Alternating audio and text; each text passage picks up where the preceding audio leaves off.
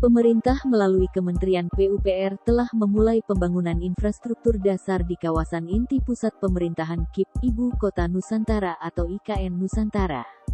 Pekerjaan prasarana dan sarana dasar yang disiapkan meliputi jalan dan jembatan, drainase, intake air baku, hunian bagi pekerja, serta penyiapan lahan kawasan, land development.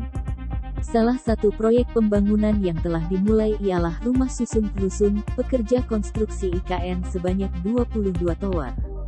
Dilansir dari Kompas.com, Menteri PUPR Basuki Hadimuljono meminta seluruh pekerja mulai dari staf hingga manajer kontraktor, termasuk konsultan, tinggal jadi satu di hunian pekerja ini agar mudah untuk berkoordinasi.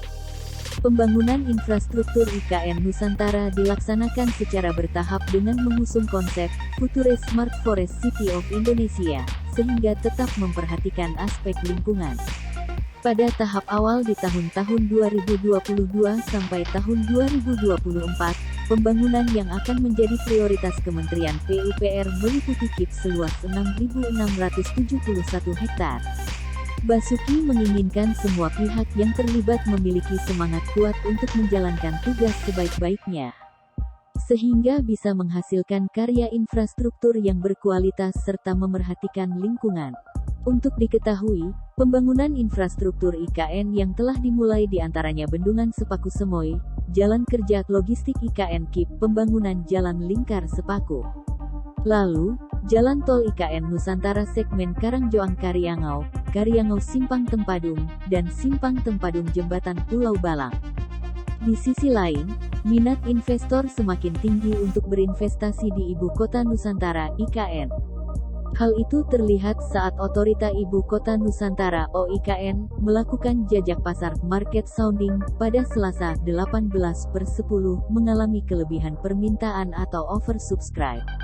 Kepala Otorita IKN Bambang Susantono mengatakan jajak pasar dihadiri sekitar 500 tamu yang berasal dari asosiasi pelaku usaha mulai dari bidang seperti konstruksi, perbankan, energi, pendidikan, kesehatan, dan teknologi. Pada tahap awal Otorita IKN akan memprioritaskan pembangunan di kawasan inti pusat pemerintahan KIP. Adapun area utama yang akan dibangun adalah bagian utara dari kawasan tersebut, seluas 921 hektare. Maka untuk menampung tingginya minat investasi, Bambang menjelaskan bahwa peluang investasi masih terbuka di 8 zona lain di Nusantara. Mengenai insentif, Bambang menyampaikan bahwa saat ini pemerintah telah menyiapkan peraturan pemerintah PP, di mana terdapat serangkaian insentif bagi para investor. Insentif yang disediakan ialah proses perizinan usaha dan izin kerja yang lebih sederhana, serta berbagai insentif fiskal. Dalam PP tersebut akan diatur fasilitas tax holiday yang skemanya akan dikategorisasi berdasarkan kegiatan usaha. Kemudian contoh fasilitas lain adalah adanya super tax deduction.